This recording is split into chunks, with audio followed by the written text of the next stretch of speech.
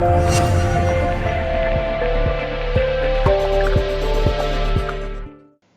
G-Pad G2 is the successor of the original G-Pad from Gionee that was launched in India in May earlier this year. The G-Pad 2 is considerably a big improvement over the original G-Pad with a better display, better processor, more RAM and better front-facing camera. The Gionee G-Pad 2 falls into the mid-range phablet market in terms of pricing and features. Let's see how well it performs. First, the design and build quality. The Gionee G-Pad 2 feels quite solid in the hand despite an all-plastic build. It seems a little heavy because of the metal rim running across the device. In terms of dimensions, the G-Pad G2 feels big because of the 5.3-inch display and the not-so-thin bezels. On the front of the phone, we have the 5.3-inch display above which we have the earpiece.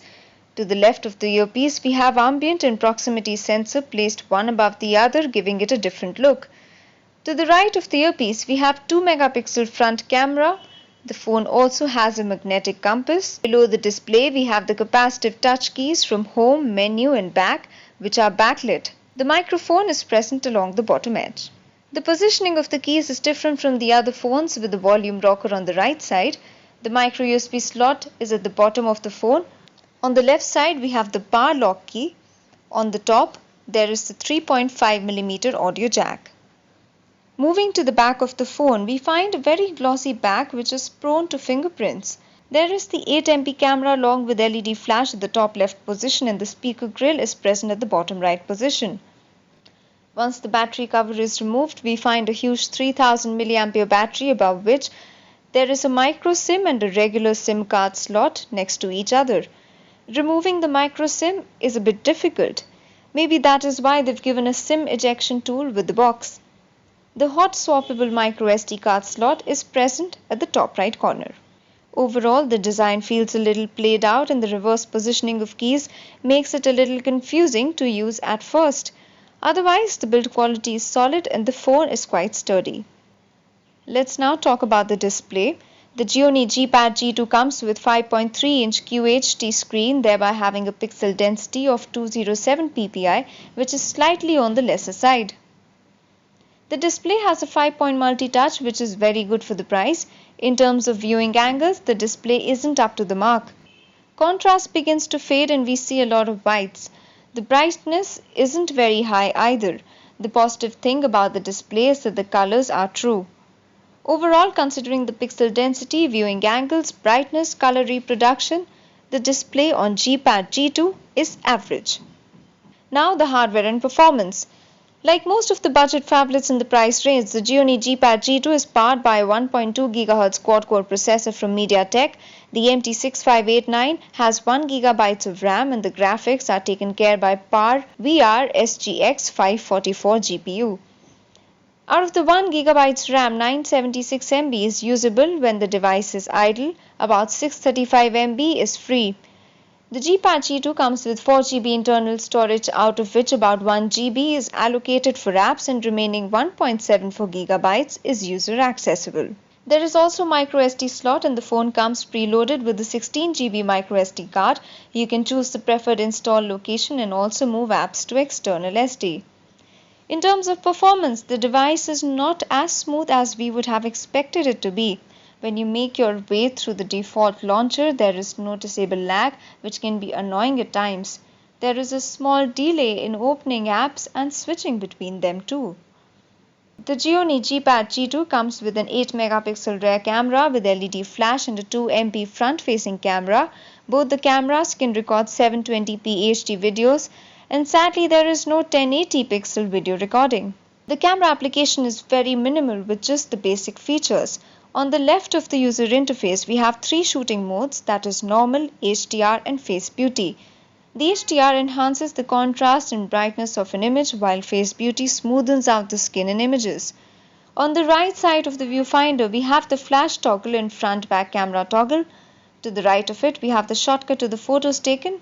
Below it, we have the camera and video shutter key. There is a settings toggle on the bottom right corner. Opening the settings menu, we have all the basic options like effects, moving to photo-specific settings, We have options to set the image size till 8 MP and set ISO from 100 to 400. There is also a video settings option which lets you set time-lapse interval, enable sound in the videos and set video quality. You can swipe left from the viewfinder to go to the recently taken photos. Unlike other phones, there is no option to capture photos while recording videos. Let's check out a few camera samples taken in the phone. In terms of image quality, the details are fine and the colors are good, but there is a lot of noise. Low light photography isn't great either. Here are some camera samples. The videos too disappoint as the maximum video resolution is 720p from both the cameras. On the gaming front, the G-Pad G2 has a quad-core processor, 1GB RAM and PowerVRS GX 544 GPU to handle game on a QHD display. The device was able to handle small games quite easily, and even games like Need for Speed Most Wanted, Riptide GP2, Shadowgun ran well on the device. The graphics were high and the game was reasonably smooth. Considering the price of the device, the gaming performance on G-Pad G2 is good. Now the software. The Gionee G-Pad G2 runs on Android 4.1.2 Jelly Bean with a layer of custom user interface over it. The custom UI makes things a little slow and sluggish. The notification bar resembles the one seen in other mid-range phablets with various toggles. Other than the skinned UI, there isn't much difference in terms of features. Gionee has also given the option to use various themes for the UI, and we like the Android UI theme, which brings a complete stock experience in terms of user interface. But sadly, even the stock theme showed a bit of lag and sluggishness throughout the user interface. In addition to theming, Gionee has given an app that lets users check for OTA updates. There are lots of preloaded apps like the NQ Mobile Security, WeChat, WhatsApp, V5 Music, and many other applications. The 3000 mAh battery lasts long and can get you through for nearly 2 days of moderate use. Despite heavy use, it lasts a day.